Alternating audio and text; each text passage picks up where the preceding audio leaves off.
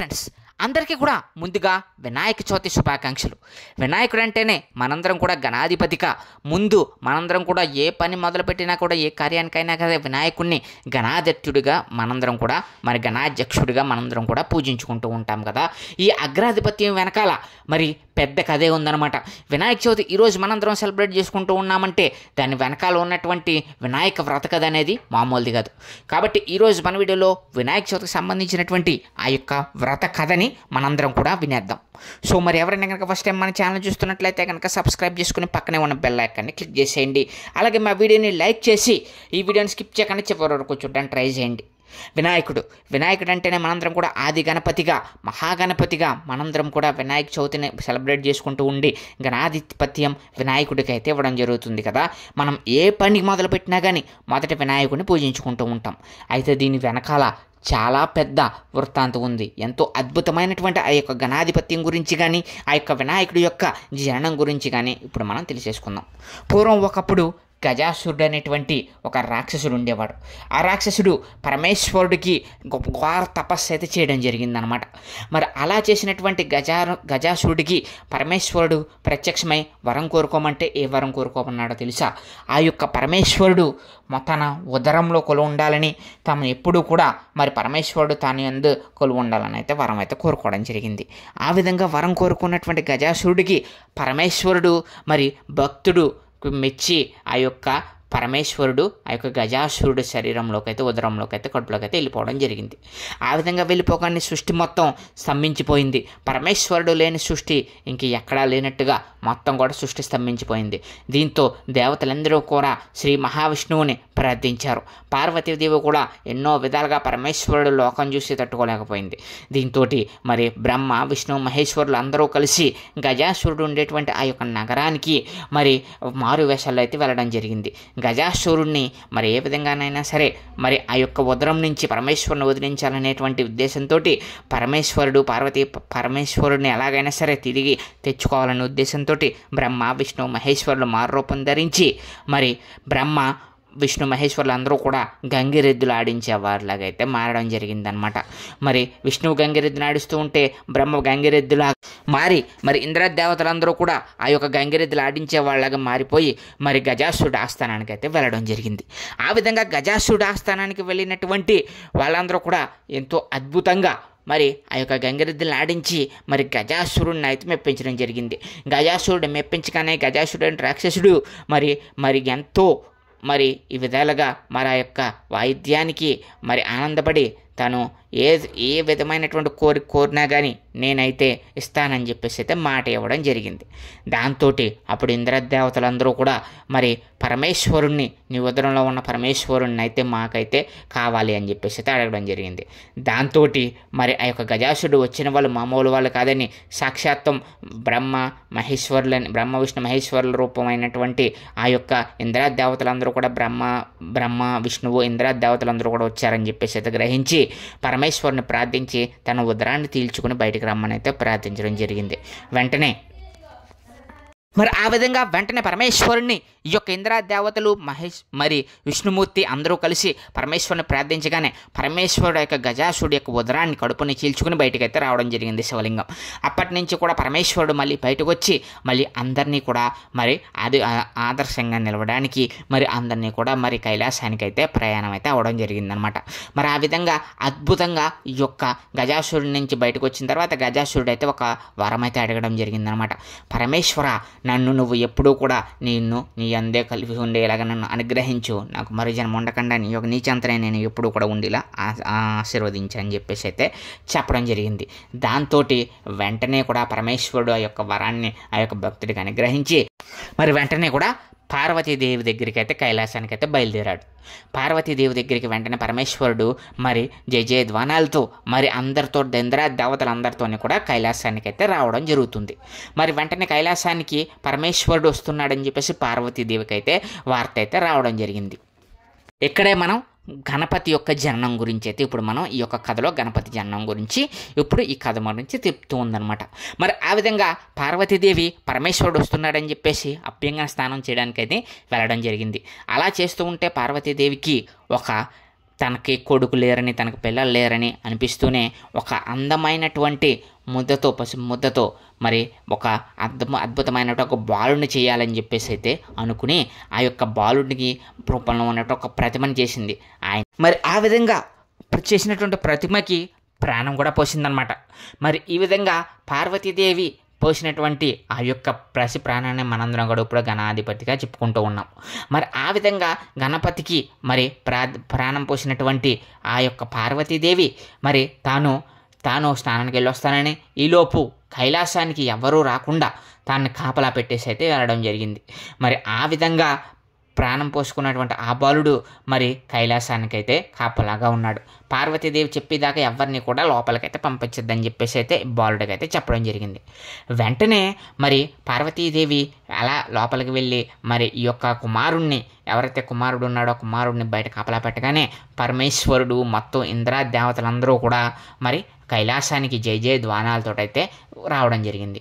మరి ఆ విధంగా వస్తున్నటువంటి పరమేశ్వరుణ్ణి మరి ఇంద్రా దేవతలందరినీ కూడా ఈ బాలుడైతే అడ్డుకుంటాడు. ఎవరూ కూడా లోపలికి అనుమతి లేదు, మా మాత అనుమతి అయితే ఇవ్వలేదు, కాబట్టి మీరు ఎవరో కూడా లోపలికి రావద్దు అని అయితే చెప్తూ ఉంటారు. ఆ బాలుడికి పరమేశ్వరుడు అంటే ఎవరో తెలియదు, అలాగే దేవతలన్నా కూడా ఎవరో తెలియదు. సో కాబట్టి పరమేశ్వరుని కూడా అడ్డగిస్తూ ఉంటారు. ఎటువంటి ఎవరిని కూడా లోపల రానివ్వకుండా ఇంద్ర దేవతలందరినీ కూడా మరి ఈ యొక్క మహాగణపతి అయితే అడ్డగిస్తాడనమాట. ఆ విధంగా అడ్డగించినటువంటి బాలుని చూసి పరమేశ్వరుడు, సో అసలు ఎవరు నువ్వు ఇక్కడికి ఎలా వచ్చావు, అసలు నా కైలాసంలో నువ్వు నన్ను అడ్డగిస్తావా అని చెప్పేసి అయితే పరమేశ్వరుడు అలాగే ఇంద్ర దేవతలు అందరూ కూడా బాలుని వారించే ప్రయత్నం చేస్తారు. కానీ ఎవ్వరూ కూడా బాలుడిని దాటి లోపలికి రాలేకపోతూ ఉంటారనమాట. మరి దేవతలందరినీ కూడా మరి ఘోరమైనటువంటి యుద్ధం చేసేసి అందరినీ కూడా ఓడించేస్తూ ఉంటాడు. ఎవ్వరూ కూడా లోపలికి రానివ్వకుండా, కైలాసం లోపలికి ఎవరిని కూడా అడుగు పెట్టకుండా మా మాత చెప్పింది కాబట్టి మీరు ఎవరు కూడా అడుగు పెట్టకూడదని చెప్పేసి ఆ బాలుడు మొత్తం అందరినీ కూడా ఓడించేసి ఎక్కడ వాళ్ళని అక్కడైతే వెనక్కి పంపేసే ప్రయత్నం అయితే చేస్తూ ఉంటాడు. మరి అప్పుడు ఇంకా పరమేశ్వరుడికి కోపం వస్తుంది. పరమేశ్వరుడికి కోపం వచ్చి నా కైలాసంలోకి నన్నే రాకుండా చేస్తావా, నువ్వు ఎవరు అసలు అని చెప్పేసి పరమేశ్వరుడికి కోపం వచ్చి ఆ యొక్క బాలుడు తలని మరి త్రిశూలంతో ఖండించేసి లోపలికైతే వెళ్ళిపోతాడు. మరి ఆ విధంగా బాలుడు తల ఖండించిన తర్వాత పరమేశ్వరుడు లోపలికి వెళ్ళిపోతాడు కదా. జరిగిన విషయం అంతా కూడా పార్వతీదేవికి తెలుస్తుంది. వెళ్ళి వాళ్ళకి చెలికత్తలు అందరూ తెలిసి, అమ్మా ఇక్కడ ఘోరమైనటువంటి యుద్ధం జరిగింది, సో మరి పరమేశ్వరుల వారు ఆ యొక్క బాలుడు యొక్క తలని ఖండించేసి లోపలికైతే రావడం జరిగింది అని అయితే చెప్పడం జరిగింది. వెంటనే పార్వతీదేవికి కోపం వస్తుందన్నమాట. సో మరి ఈ విధంగా మరి పార్వతీదేవి ఇంకా మామూలుగా ఆది పరాశక్తి రూపం అయితే దాల్చి తన కుమారుడిని బతికించమని పరమేశ్వరుని అయితే అడుగుతుంది. తనకి మరి విధంగా ద్రోహం చేసినందుకు ఇంద్రదేవతలందరినీ కూడా మరి వాళ్ళందరి మీద కూడా ఆది పరాశక్తి రూపం అయితే ఎత్తేస్తుంది అనమాట. ఆ విధంగా అమ్మవారి కోపం వచ్చిన వెంటనే కూడా ఇంద్రదేవతలందరూ కూడా మళ్ళీ అమ్మవారిని బతిమలాడుకుని, అమ్మ మాకు తెలియక చేసాం ఈ అపరాధం అని చెప్పేసి బతిమలాడుకుని పరమేశ్వరుని మళ్ళీ ప్రార్థించగా పరమేశ్వరుడు మళ్ళీ వచ్చి ఆలోచించి, ఈ యొక్క బాలుడి యొక్క తలని తెంచేశానే, అయ్యో ఇలాగా అని చెప్పి ఆలోచిస్తూ ఉండగా పరమేశ్వరుడికి ఒక ఆలోచన వస్తుందన్నమాట. ఈ యొక్క రూపాన్ని రూపంతో అంటే ఈ యొక్క తలని గజాననుడిగా మరి ఎలాగైనా సరే గజముఖం కావాలని చెప్పేసి మరి శివదూతలను పంపించి ఎక్కడైతే గజం ఉంటుందో ఆ యొక్క గజానికి సంబంధించినటువంటి తలని అయితే తీసుకుంటారమ్మని అయితే చెప్తారు. మరి ఆ విధంగానే శివదూతలందరూ వెళ్ళి ఆ యొక్క గజానికి సంబంధించినటువంటి ఆ యొక్క గజ ముఖాన్ని తీసుకుని అయితే రావడం జరిగింది. వెంటనే దేవతలందరి సమక్షంలో కూడా పరమేశ్వరుడు ఆ యొక్క గజముఖాన్ని ఆ యొక్క బాలుడికి అతికించి మరి ప్రాణం పోసి మరి గణపతిగా మరి ఆవిర్భవించేలాగా అయితే చేయడం జరిగింది.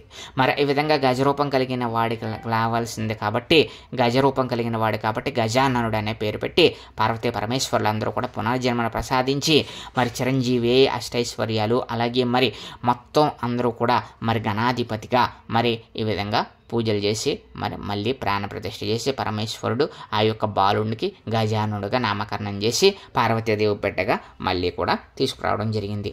ఆయనే ఇప్పుడు మనందరం కూడా పూజించుకునేటువంటి గణాధిపతి అన్నమాట.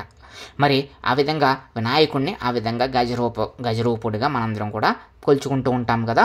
దానికి వెనక ఉన్నటువంటి కథ ఇది అనమాట. అయితే మరి ఇప్పుడు ఆ యొక్క వినాయకుడికి గణాధ్యక్షం ఎలా వచ్చింది, అసలు వినాయకుడు మరి మనందరం కూడా మొదట ఆది గణపతిగా మనందరం కూడా పూజించుకునేటువంటి గణాధ్యక్షం ఏ విధంగా కలిగింది అనేది మనం ఇప్పుడు మరొక కథ రూపంలో తెలిసేసుకుందాం. ఒకానొక సమయంలో మరి పరమేశ్వరుడు గణాధిపత్యం అనేది ఎవరికి ఇవ్వాలా, తన కుమారులు 2 కుమారులు అని చెప్పేసి ఒక సందేహం అయితే రావడం జరిగింది పార్వతీ పరమేశ్వరుల్లో. కుమారస్వామికి గణాధిపతికి గణాధ్యక్షత అనేది దేవతలందరిలోనూ కూడా గణాధ్యక్షత ఎవరికి ఇవ్వాలి అని చెప్పేసి పార్వతీ పరమేశ్వరు ఇద్దరు ఆలోచించుకుంటూ ఉండగా కుమారస్వామి వచ్చి గణపతికి ఏ విధంగా గణాధ్యక్షత ఇస్తారో గణపతి మరి ఆ విధంగా దానికి అర్హుడు కాదు, నేనే అర్హుడు అని చెప్పేసి కుమారస్వామి అయితే మరి పార్వతీ పరమేశ్వరులతో అయితే అనడం జరిగింది.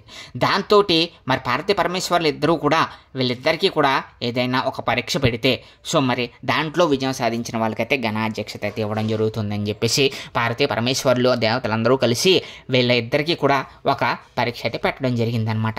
అదేంటి అని అంటే ఎవరైతే ముందుగా ముల్లోకాలు తిరిగి సకల నదుల్లోనే స్నానం ఆచరించి మరి ఈ విధంగా స్నానం ఆచరించి వెంటనే మరి కైలాసానికి వస్తారో, ఎవరైతే మొదటిగా పుణ్య నదుల్లో మొత్తం ముల్లోకాల్లో ఉన్న పుణ్య నదుల్లో స్నానం ఆచరించి మరి తిరిగి ముందుగా ఎవరైతే వస్తారో వాళ్ళకి గణాధిపత్యం అయితే అవుతుంది, వాళ్ళ దేవతలందరిలోనే అగ్రగణుడిగా పూజలు అందుకుంటారు అని చెప్పేసి అయితే చెప్పడం జరిగింది పార్వతీ పరమేశ్వరులందరూ కూడా.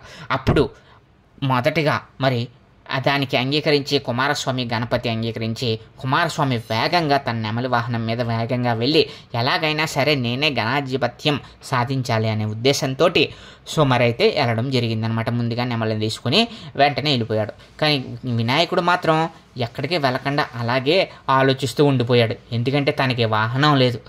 ఏ విధంగా వెళ్ళాలి అని ఆలోచించుకుని మరి ఎంతో తెలివైనటువంటి వినాయకుడు సర్వశాస్త్రాలు కూడా తన బొజ్జలో దాచుకున్న వినాయకుడికి ఒక అద్భుతమైనటువంటి ఆలోచన వచ్చింది. మరి సర్వశాస్త్రాలు సర్వనదులు పుణ్యతీర్థాలు అన్నీ కూడా మరి తల్లి తండ్రిలోనే ఉంటాయి కదా, నా తల్లి తండ్రి పార్వతీ పరమేశ్వరులకు గనక నేను గనక ప్రదక్షిణలు చేసినట్లయితే గనక అంత పుణ్య నదిలో స్నానం చేసినట్టు పుణ్యం అంతా కూడా నాకే వస్తుంది కదా అనే ఉద్దేశంతో మరి ఎంతో తెలివైనటువంటి వినాయకుడు పార్వతీ పరమేశ్వరులు తల్లిదండ్రుల చుట్టూ తిరిగితే తనకి మొత్తం పుణ్య నదుల్లో స్నానమాచరించినటువంటి ఫలితం కూడా లభిస్తుందని చెప్పి గ్రహించినటువంటి ఆ యొక్క వినాయకుడు వెంటనే పార్వతీ పరమేశ్వరులు ఇద్దరిని కూడా ఆసనం మీద కూర్చోబెట్టి వాళ్ళ చుట్టూ ప్రదక్షిణలు అయితే చేస్తూ ఉన్నాడు. ఈ విధంగా చేస్తూ ఉండగానే మరి కుమారస్వామి నెమలి వాహనం మీద ఎంతో ఫాస్ట్గా వెళ్ళాడు కదా, ఎక్కడ చూసినా కానీ ఏ పుణ్య నదిలో చూసినా వినాయకుడే ముందుగా స్నానం ఆచరించినట్టయితే కనిపిస్తూ ఉన్నాడంట. ఆయనకు ఆశ్చర్యం వేసింది, ఇదేంటి వినాయకుడు ముందుగా నాకంటే ముందుగా ఎలా చేరుకుంటున్నాడు అని చెప్పేసి వెంటనే ఆయనకి మరి తన తప్పు తెలుసుకుని వెంటనే కైలాసానికి అయితే వచ్చేసి పార్వతీ పరమేశ్వరుల్ని తన తప్పుని క్షమించమని అడిగి అన్నయ్య అయినటువంటి వినాయకుడే మరి గణాధ్యక్షానికి సరైన వాడు కాబట్టి అన్నయ్యనే గణాధిపతిగా మరి నియమించండి అని చెప్పేసి అయితే పార్వతీ పరమేశ్వరులను అయితే చెప్పడం జరిగింది. వెంటనే పార్వతీ పరమేశ్వరులు ఇద్దరూ కూడా సంతోషించి తన తెలివికి భక్తికి మెచ్చినటువంటి పార్వతీ పరమేశ్వరులు ఇద్దరూ కూడా మరి దేవతలందరి సమక్షంలో గణాధిపతిని మరి గణాధ్యక్షుడిగా నియమించారు. అప్పటి నుంచి కూడా మరి గణాధిపతిని మనందరం కూడా ప్రతి పూజలోని గణాధిపతిగా అగ్రగణ్యుడిగా వినాయకుడిని అయితే తలుచుకుంటూ ఉంటాము. గణాధిపత్యం అనేది అప్పటి నుంచి కూడా వినాయకుడినే తప్ప ఇంకే దేవతకి కూడా గణాధిపత్యం అనేది లేదు. మరి ఈ విధంగా వినాయకుడికి గణాధిపతిగా ఏ విధంగా అయ్యాడు అనేది మనం తెలుసుకున్నాం కదా వ్రతకథ రూపంలో. మరి ఈ వినాయక చవితికి సంబంధించినటువంటి వ్రతకథల్లో ఇంకొక వ్రతకథ కూడా ఉందన్నమాట. అదేంటంటే కనుక మరి శ్రీకృష్ణ పరమాత్మ మరి ఈ యొక్క వ్రతాన్ని ఏ విధంగా ప్రజలందరికీ ఉపదేశించారు, అసలు వినాయక చవితిని మనందరం కూడా ఎందుకు జరుపుకుంటాం, ఎలా జరుపుకుంటాం, ఏ రోజున జరుపుకుంటాం, మరి ఏ విధంగా వినాయక చవితిని జరుపుకున్న వాళ్ళని వినాయకుడు ఏ విధంగా కాపాడుతాడో అనేది మరి వినాయక చవితి వెనకాల ఉన్నటువంటి వ్రతకథ అనమాట. మరి దీన్ని మనం నెక్స్ట్ వీడియోలో మనం తెలిసేసుకుందాం. ఎవరైనా కనుక మా ఛానల్ చూస్తున్నట్లయితే సబ్స్క్రైబ్ చేసుకుని మా ఛానల్కి అయితే సపోర్ట్ చేయండి friends. Thank you so much.